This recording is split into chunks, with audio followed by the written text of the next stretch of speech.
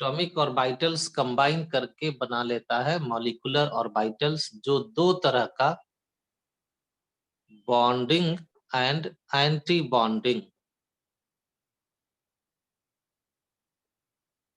और जितना हम लोग इस पर डिस्कशन किए थे पिछले क्लास में, उससे सीखे थे 10 मोटी मतलब 10 नंबर। क्या मतलब? सर? एमओटी मतलब? ओह हो, इमोटी मतलब, इसका मतलब होता है एमओटी। एमओटी मतलब होता है एमओटी, मॉलिक्यूलर ऑर्बिटल थ्योरी, इसका मतलब होता है। पिछला क्लास आप नहीं किए हैं क्या? No sir. नहीं किए तो ये डाला हुआ है वीडियो, उसको जरूर देखना चाहिए था ना। तो हम लोग सीखे हैं कि 10 नंबर ऑफ मॉलिक्यूलर ऑर्बिटल्स होता है। आदित्य आप बताइए कौन कौन सा 10 नंबर ऑफ मॉलिक्यूलर ऑर्बिटल्स होता है? 1s plus 1s, 2s plus 2s, कैसे कैसे बनता है ये नहीं बताना है, सिर्फ 10 जो है उसका नाम बता देना है। Sigma yes, sir. 1s, Sigma 1s, sigma star 1s, बोलते जाइए। sigma 2s, sigma star 2s, sigma 2pz, sigma star 2pz, sigma alpha 2px, पाई alpha, पाई पाई sorry sir, pi, ठीक है, बोलते जाइए। पाई 2px, pi पाई 2py। 2px, pi star 2px, pi ठीक है, 2py, and pi star 2py. ठीक है। 1 2 3 4 5 6 7 8 9 10, 10 हो गया, बहुत अच्छा। इसका मतलब है कि आप रिवीजन किए हैं। चलो अमन बताओ कि हाइड्रोजन से लेकर के नाइट्रोजन तक में एनर्जी का क्रम क्या होता है मॉलिक्यूलर ऑर्बिटल्स का? बताओ। Sigma 1s is lesser than sigma star 1s, lesser than sigma 2s, lesser than sigma star 2s. इसके बाद sir pi 2px equal to pi 2py और बहुत लेसर अच्छा, देन सिग्मा 2pz वाह लेसर देन बहुत पाई अच्छा, star 2px equal good, to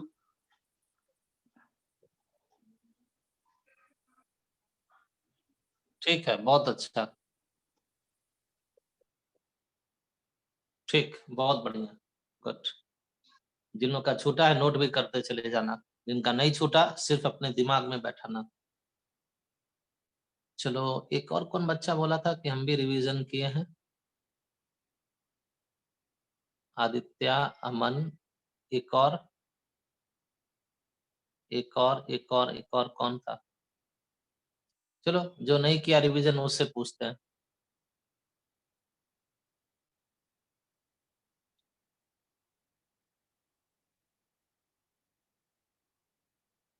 Aditi बताओ, O2 and other elements में ऑर्डर ऑफ एनर्जी क्या होता है? sigma 1s less than sigma star 1s less than sigma 2s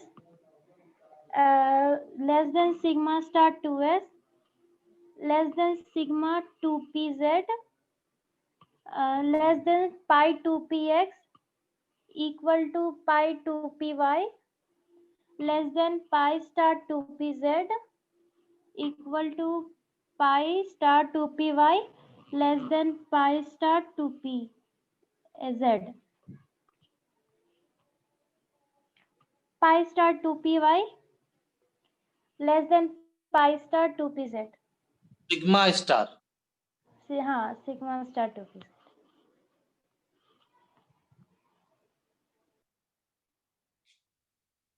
ठीक। देखो भाई, ये बहुत सिंपल, जैसे हम लोग पहले से जानते हैं कि इलेक्ट्रॉन्स एटम्स में 1s ऑर्बिटल में होता, 2s में होता, 2p में आता, फिर 3s में आता, फिर 3p में आता, फिर 4s में आता, इस तरह से भरते हैं ना। उसी तरह से molecular orbital theory hello. Molecular orbital theory ये बताता है कि मॉलिक्यूल्स के पास मॉलिक्यूलर ऑर्बिटल्स होते हैं, and these molecular orbitals are of these types. और इन मॉलिक्यूलर ऑर्बिटल्स का जो एनर्जी का ऑर्डर है, and the order of energy is different for hydrogen to nitrogen and the elements from oxygen and onwards। Hydrogen से nitrogen तक के elements के लिए ऑर्बिटल्स के, मॉलिक्यूलर ऑर्बिटल्स के एनर्जी का ऑर्डर यहाँ बताया हुआ। और ऑक्सीजन यानी कि O2, F2 इस तरह के एलिमेंट्स के लिए एनर्जी ऑफ ऑर्बिटल्स का ऑर्डर इस तरह का होता है, जो आपको याद रखना है।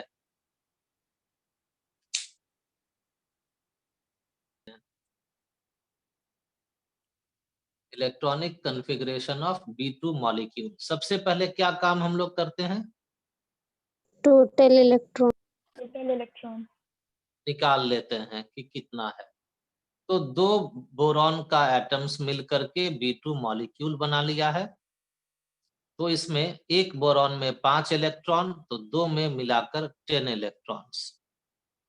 और अब इसका मॉलिक्यूलर ऑर्बिटल इलेक्ट्रॉनिक कॉन्फ़िगरेशन लिखना होता है कि भाई इस B2 मॉलिक्यूल में इलेक्ट्रॉन्स का डिस्ट्रीब्यूशन किस तरह से है। तो इसको लिखते हैं सबसे पहले सिग्मा 1s, और इसमें 2 इलेक्ट्रॉन फिल हो गया। तो अब आगे जाएगा सिग्मा स्टार 1s में, इसका भी कैपेसिटी 2 का है, ये भर गया। तो 2 और 2 4 इलेक्ट्रॉन, अभी 6 इलेक्ट्रॉन और बच गया है 10 में से। तो फिर सिग्मा 2s में 2 इलेक्ट्रॉन, तो 6 हो गया। फिर सिग्मा एंटी बॉन्डिंग 2s का एनर्जी है, इसमें भी 2 इलेक्ट्रॉन, तो 8 हो गया। और इसके बाद आपको याद होगा कि पाई 2px और पाई 2py जो मॉलिक्यूलर ऑर्बिटल्स है, दोनों का एनर्जी इक्वल है। तो पहले एक और एक इलेक्ट्रॉन दोनों में फिल कर देते हैं।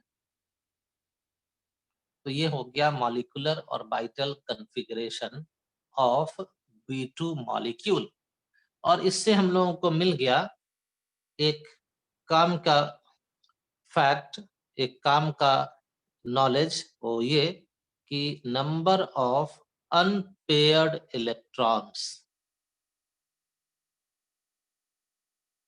तो आप जानते हैं कि यहाँ 2 इलेक्ट्रॉन है, तो ये दोनों पेयर्ड होगा। यहाँ भी 2 इलेक्ट्रॉन है, तो ये भी पेयर्ड है। ये भी 2 का एक पेयर है, ये भी 2 का एक पेयर है। लेकिन यहाँ पर एक सिंगल इलेक्ट्रॉन, तो ये अनपेयर्ड, ये भी सिंगल इलेक्ट्रॉन, तो अनपेयर्ड। तो number of electrons unpaired equal to 2। और अनपेयर्ड इलेक्ट्रॉन्स का रिलेशन सब्सटेंसेस के मैग्नेटिक प्रॉपर्टी से होता है।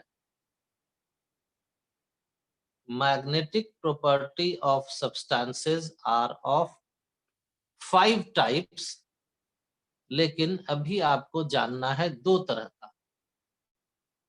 एक डायामैग्नेटिक प्रॉपर्टी और दूसरा पैरामैग्नेटिक प्रॉपर्टी। डायामैग्नेटिक का मतलब होता है कि substance is weekly repelled by magnetic field. कोई सब्सटेंस मैग्नेटिक फील्ड से रिपेल करे तो उसको हम लोग कहते हैं कि the substance is diamagnetic in nature. और अगर कोई सब्सटेंस का मैग्नेटिक प्रॉपर्टी कहा गया है कि पैरामैग्नेटिक है, तो इसका मतलब हम लोग समझते हैं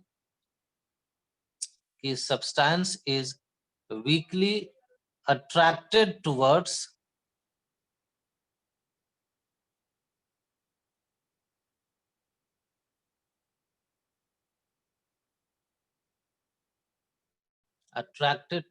magnetic field।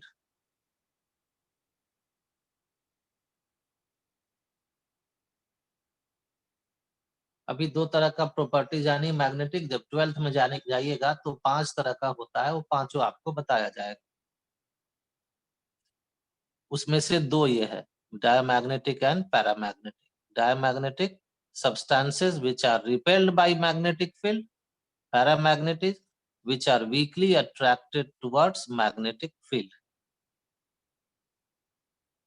और इसका रिलेशन अनपेयर्ड इलेक्ट्रॉन से होता है। जितने भी मैग्नेटिक प्रॉपर्टीज हैं सबका रिलेशन अनपेयर्ड इलेक्ट्रॉन से होता है। डायमैग्नेटिक प्रॉपर्टी जितने भी सब्सटेंसेस का मिला है सब में ये पाया गया है कि they have no unpaired electrons. तो जब भी हम लोगों को किसी एलिमेंट में, किसी कंपाउंड में मिल जाए unpaired electron 0 means no unpaired electron, तो आप सीधे कह दीजिएगा कि उस सब्सटेंस का जो मैग्नेटिक प्रॉपर्टी है, जो मैग्नेटिक नेचर है, वो डायामैग्नेटिक कहलाता है। और ऐसे substances which are weakly attracted towards magnetic field, इन सब को जब स्टडी किया गया तो इट वाज फाउंड या इट इज फाउंड कि दे हैव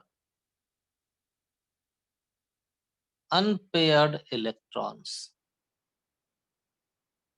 तो जब भी हम लोग इलेक्ट्रॉनिक कॉन्फ़िगरेशन लिखने के बाद ये मिल जाए कि the substance has unpaired electron, तो कहेंगे कि such substances are paramagnetic in nature.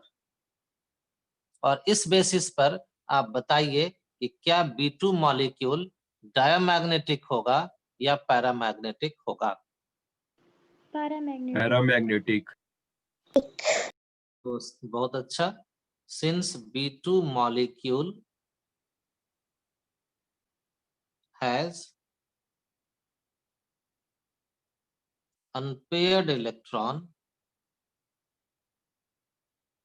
therefore it is paramagnetic।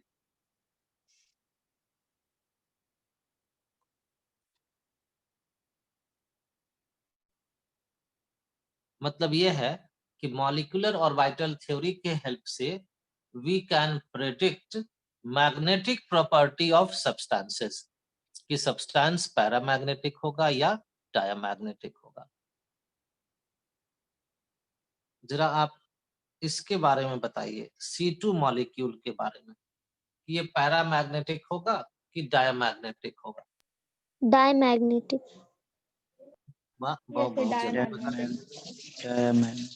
Electron है 12 और कॉन्फ़िगरेशन होगा sigma 1s2, sigma star 1s2, sigma 2s2, sigma star 2s2,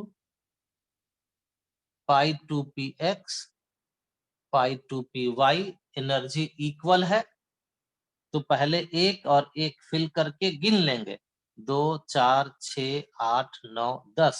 अभी 2 और बच गया तो फिर इसमें कर देंगे 2 और इसमें भी कर देंगे 2।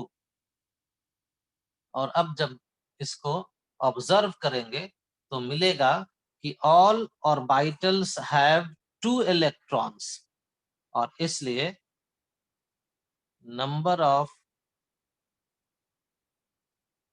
unpaired electron is equal to 0, therefore C2 molecule is diamagnetic।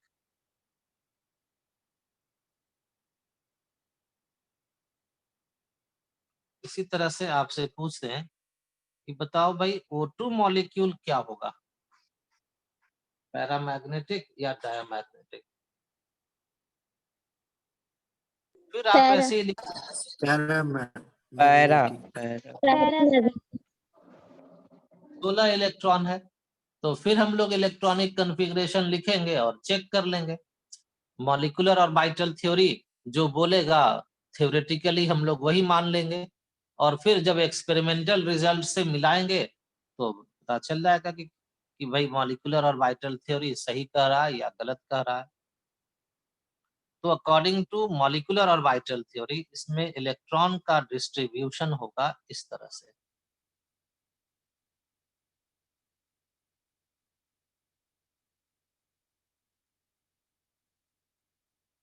इसके बाद बताओ कहाँ जाएगा?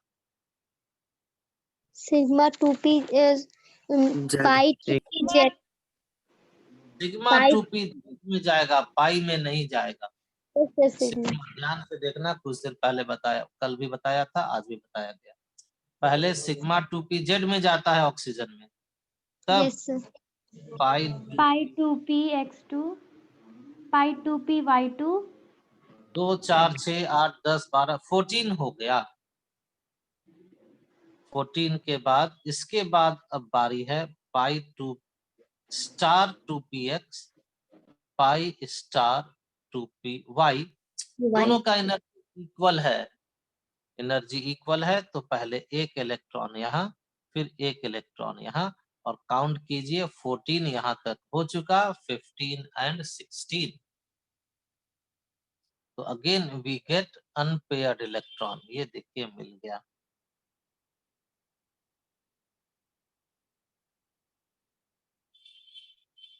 और अनपेयर्ड इलेक्ट्रॉन मिल गया, therefore O2 molecule should be paramagnetic according to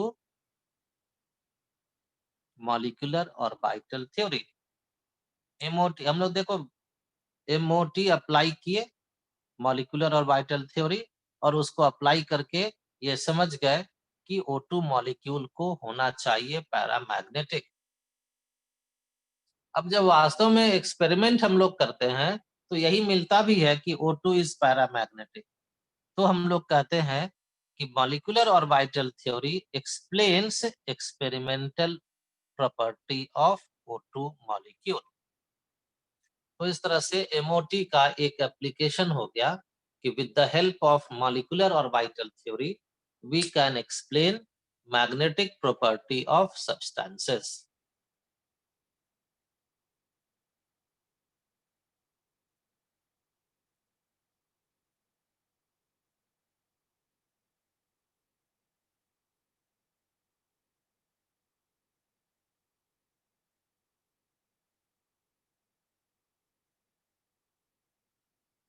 bond order क्या है?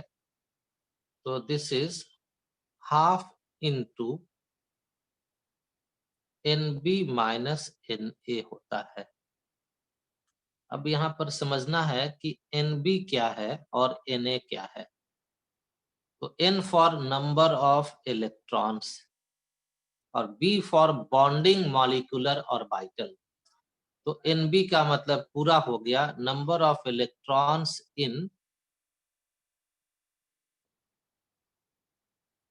Bonding molecular orbital, and A for anti bonding, तो नंबर ऑफ इलेक्ट्रॉन्स इन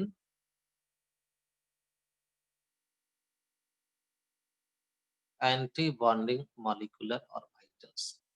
ये हो गया बॉन्ड ऑर्डर निकालने का तरीका। दूसरा, बॉन्ड ऑर्डर हम लोगों को क्या बताता है? तो bond order indicates number of covalent bonds in the molecules, in the molecule।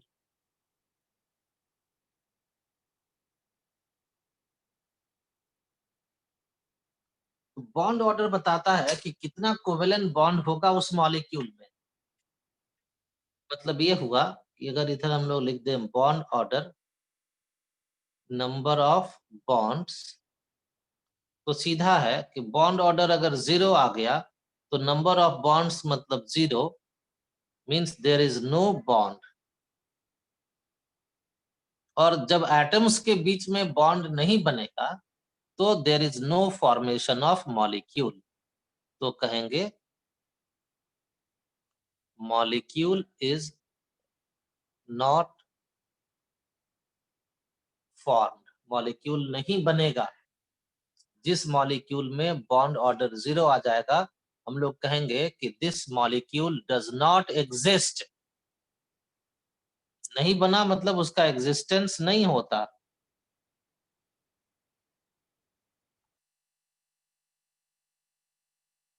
Bond order 1 आ गया means there is 1 covalent bond. 2 आ गया means there is 2 covalent bond. अब हम लोगों का काम है कि मॉलिक्यूल्स में बॉन्ड ऑर्डर का कैलकुलेशन करना और ये समझ लेना कि क्या वो मॉलिक्यूल एग्जिस्ट करेगा या एग्जिस्ट नहीं करेगा। बॉन्ड ऑर्डर 0 तो एग्जिस्ट नहीं करेगा। बॉन्ड ऑर्डर 1 2 3 कुछ भी बॉन्ड ऑर्डर हो मतलब बॉन्ड है, और बॉन्ड है तो हम लोग कहते हैं कि मॉलिक्यूल्स एग्जिस्ट इन नेचर, या कहेंगे कि मॉलिक्यूल इज फॉर्म्ड। यहां से शुरू करो। H2 total electron 2। हम लोगों का काम है Nb निकालना और Na निकालना, और इसके लिए इसका कॉन्फ़िगरेशन लिखना पड़ता है। Sigma 1s2 sigma star 1s0, क्योंकि 2 इलेक्ट्रॉन ही है हाइड्रोजन मॉलिक्यूल में और दोनों फिल हो गया सिग्मा 1s में।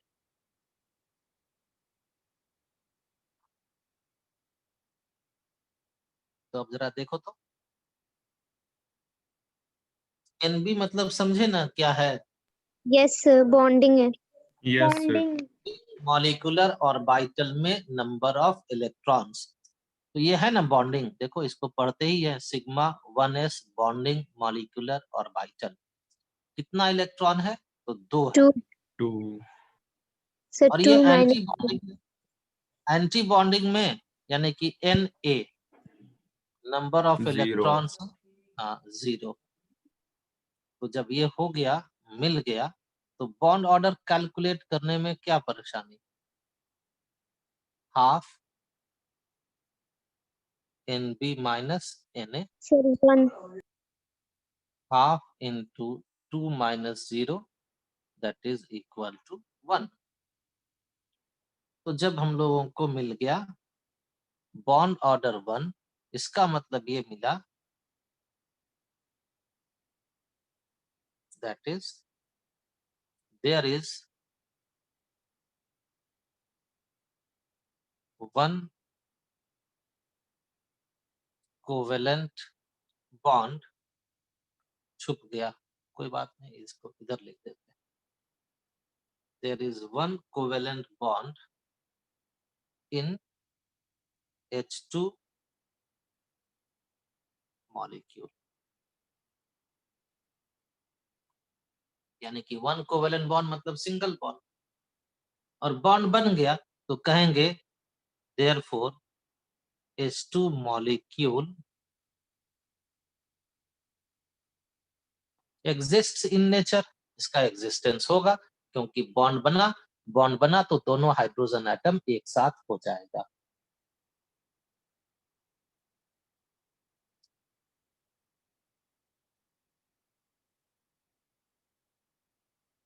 बॉन्ड ऑर्डर 2 मिल गया means there is no covalent bond between He atoms in He2। तो बॉन्ड बना ही नहीं तो दोनों एटम एक साथ कैसे रहेगा, और इसलिए जब दोनों एटम एक साथ नहीं रहेगा तो He2 molecule does not exist.